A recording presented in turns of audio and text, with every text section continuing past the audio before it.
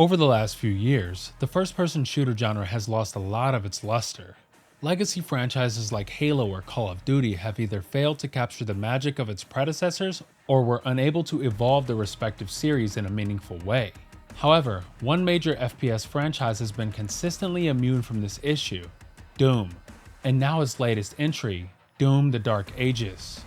Since the first game released in 1993, Doom has consistently evolved the genre, and in some cases, even the gaming medium itself.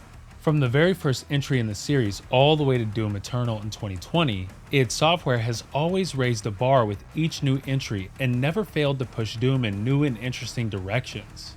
Yet, in spite of id's track record, it was hard not to be a bit concerned when Doom: The Dark Ages was announced. After the fast-paced combat of Eternal, the idea of switching to a medieval setting with a far slower combat loop seemed like a clear downgrade. How could the franchise possibly evolve any further if the Dark Ages took place centuries before the events of Doom 2016? Thankfully, with Doom: The Dark Ages, id Software has delivered arguably its best work yet and have once again evolved the genre in ways that no one could have possibly expected.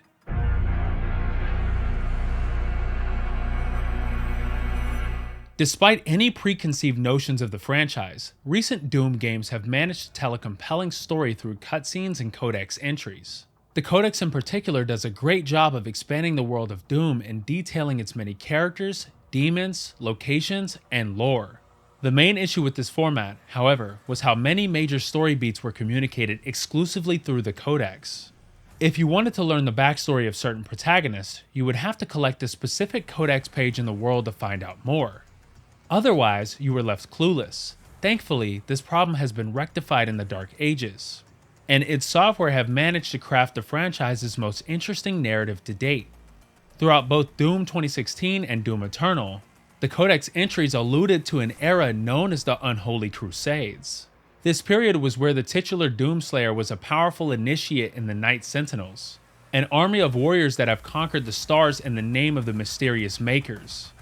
This period in time is where the Slayer earned his name and established his presence as the Hellwalker, a creature capable of making even demons quiver in fear. The Dark Ages takes place right in the midst of this era, when the Slayer is still a collared superweapon of the Makers. When he is once again needed by the Sentinels and the Makers, he is deployed into battle to do what he does best: rip and tear until it is done. Most of the story for Doom: The Dark Ages is told entirely through cutscenes, rather than the traditional codex format. Further, instead of all cutscenes taking place through a first-person perspective, they instead feel like something out of a film, complete with a wider aspect ratio. There are still some cutscenes that are in first person, but the new style really helps to flesh out the story even more. This change is even more necessary due to how in-depth the narrative is. For the first time, the Slayer has a cast of multiple human supporting characters. We get to see the Night Sentinels at their prime, led by King Novik and his commanders, Valen and Thera. There are also more focus on the Makers as we finally begin to understand their goals and their interest in the Doom Slayer. Plus, the antagonists are better than ever, with Prince Azrak and his mysterious companion, simply known as the Witch, being great foils to the Slayer that push the character to his limits. To those who have played the previous entries, seeing certain characters and certain names return will come as a pleasant surprise. Yet even if this is your first entry into the Doom franchise, the story does a great job on introducing you to its history and lore, regardless of if you choose to read the codex or if you instead want to focus on the cutscenes. Realistically though, you aren't going to play a Doom game for a narrative filled with deep lore, intriguing characters, and numerous twists and turns. That should be the cherry on top for what is supposed to be a non-stop action-packed heavy metal album brought to life. Thankfully, Doom: The Dark Ages succeeds on that front too. From the game's very first moments, you are thrown into these unholy crusades as the unstoppable force against an army of demons. It's the ultimate power fantasy that only builds as the Doomslayer is constantly doing some of the coolest things I've ever seen in a video game. Throughout the game, he tears apart demons in new and creative ways, whether it's through his arsenal of deadly weapons, his towering Atlan, which is essentially a giant mech, and his own personal cybernetic dragon. I was constantly at the edge of my seat with a huge grin on my face as I got to see the Slayer in his full glory after 2 games worth of build-up. Initially, I was admittedly quite skeptical at the prospect of a prequel, especially one that takes place in medieval times. The prequel trend has grown slightly tiresome as of late, and it was hard to imagine how a franchise so linked to the prospect of futuristic weapons and locations would handle taking place in the Dark Ages. That said, I was pleasantly surprised to see how much of a natural fit this setting was for the franchise. The darker atmosphere and abundance of castles and dragons meshes well with the Night Sentinel's futuristic medieval aesthetic. Even the weapons had a slightly medieval flair, with the super shotgun now appearing like a flintlock pistol. The presentation is further boosted by the visuals. I played Doom: The Dark Ages on a PlayStation 5 and every level looked absolutely staggering. The medieval setting oozes personality and the different locations you explore are filled with charm and intrigue. You explore other worlds introduced in previous games like Argent d'Nur, and of course, you will be frequently navigating the dark kingdoms of Hell itself. However, there are also several new locations unlike anything we've seen in the series before.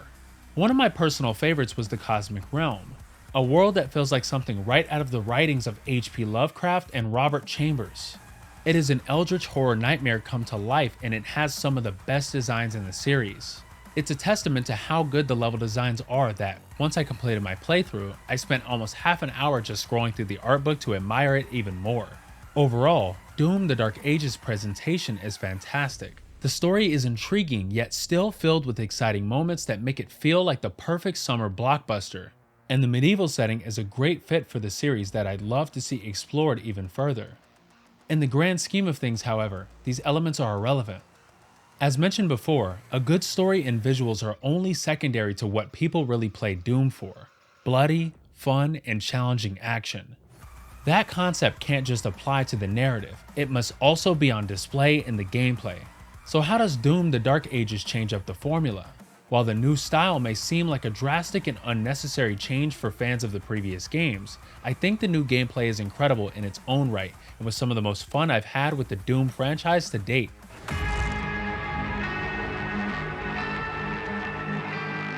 When id Software first announced Doom: The Dark Ages in 2024, something immediately caught my eye. While Eternal emphasized fast-paced gameplay, gameplay for The Dark Ages was slower and more methodical. In interviews, director Hugo Martin elaborated on the style more, saying that Doom 2016, you needed to run and gun. In Doom Eternal, the focus was jump and shoot, whereas in Doom: The Dark Ages, the mission statement is simple: stand and fight. From a distance, this may seem like a downgrade, especially with the removal of other features from recent entries such as glory kills. In execution, the formula is a far more grounded return to form for the series that I had an absolute blast with from beginning to end. In Doom Eternal, the Doomslayer felt like a high-speed jet. You were constantly maneuvering around the battlefield, never standing still, switching weapons as quickly as humanly possible to break down an enemy's weakness. Numerous opponents like the Marauder would test your reflexes and, more importantly, your patience. When I replayed Eternal a few weeks ago, while I still enjoyed the game, I found it a hard style to return to. It's not a game where you can relax, rather, it's one that constantly asks you for your utmost concentration. The overabundance of platforming segments certainly didn't help. The Dark Ages is the exact opposite of this, as the Slayer instead feels like a tank. Even though The Dark Ages is a prequel, the Slayer feels stronger than ever before. When he walks, the ground shakes, and when he jumps from a great distance, it causes a small earthquake. The sheer power of the Slayer is exemplified in the gunplay, where he has several new instruments of destruction to make ripping and tearing that much more satisfying. A lot of classic weapons, like the plasma gun, shotgun, super shotgun, and rocket launcher, have received new flair and functionality to add to the medieval theme. For instance, the plasma gun, now titled the Accelerator, features technology that blends the maker's science with the engineering prowess of the Night Sentinels, creating a rapid-fire weapon that is both very similar and very different to the version of the weapon that more people are familiar with. There are several new weapons as well, such as the Shredder, Pulverizer, and Chain Shot. These are perfect additions to the Doom sandbox, due to both its designs and utility in combat. My favorite example is the Pulverizer, a weapon that grinds an infinite supply of skulls and fires the resulting shrapnel in a wide spread. Not only was it a great weapon for killing demons in a wider area, but it's also an ingenious concept that I'm surprised no one thought of earlier. The Dark Ages also has an increased focus on melee combat.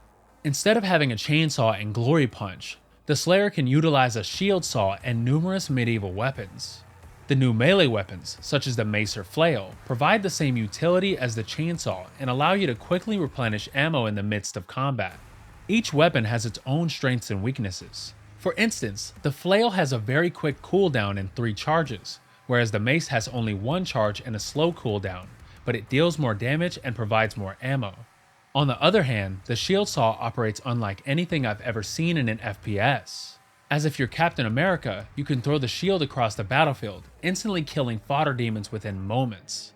When attacking bigger demons, it holds them in place for a few moments, allowing you to deal more damage. Projectiles now move far slower, similarly to the original Doom in 1993, which allows you to parry damage and quickly counter enemies, rather than needing to fly around the map in order to escape a demon's attack. The increased melee focus for the Dark Ages took some getting used to, especially with how the gunplay feels far slower than its predecessors. The removal of the traditional glory kill animations may also feel like a downgrade. Once I got used to it though, it immediately clicked. The slower pace feels far more natural with this style, and the more streamlined glory kills helps make combat feel that much more smoother. The new mechanics feel like a great new evolution for not just the series, but the broader FPS genre. I would love to see more shooters have a broader emphasis on melee as well as gunplay.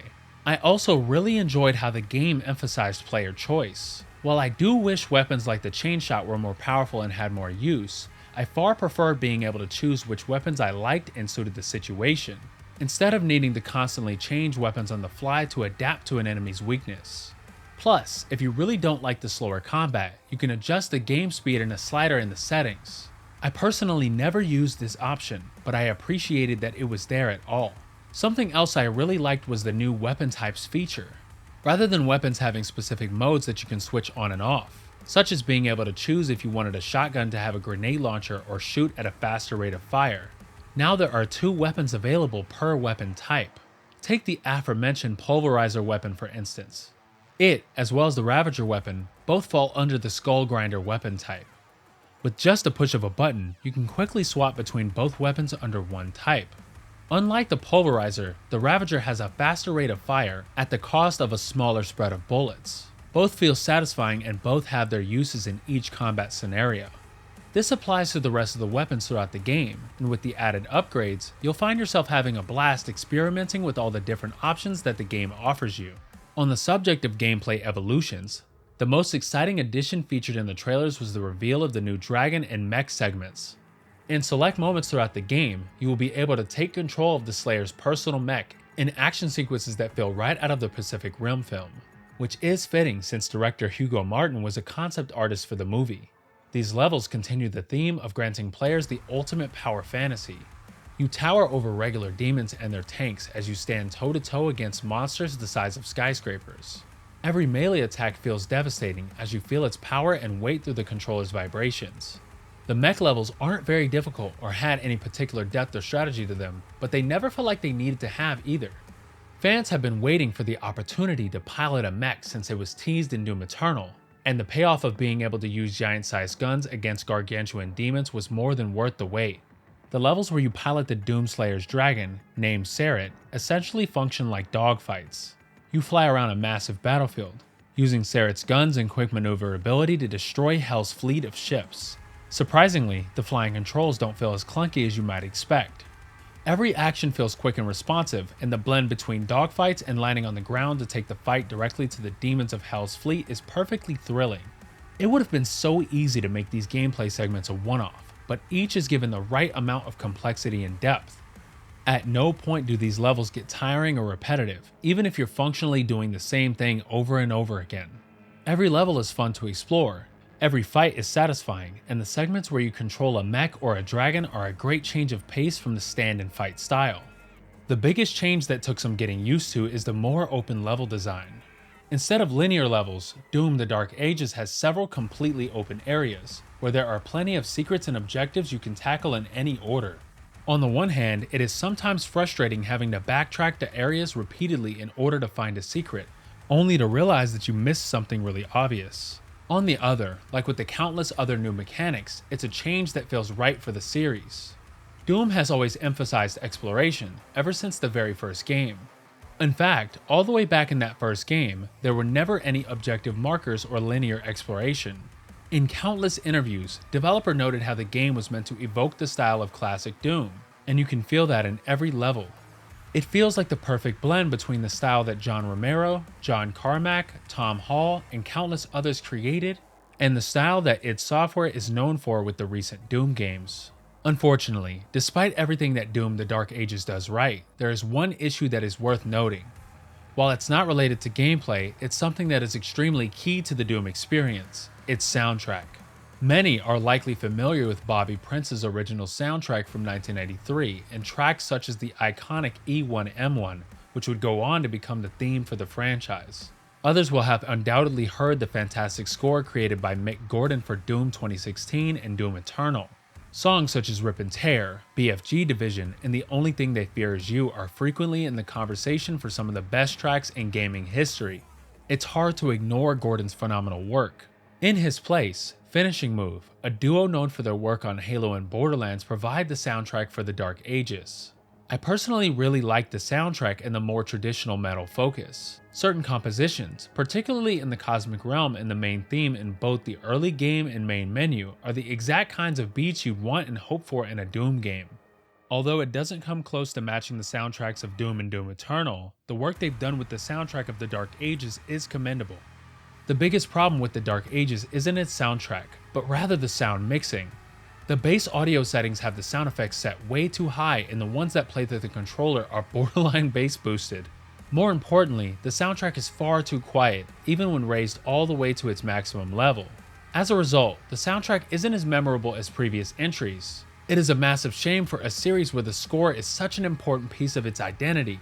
Regardless of this issue, Doom: The Dark Ages is still a fantastic time from beginning to end.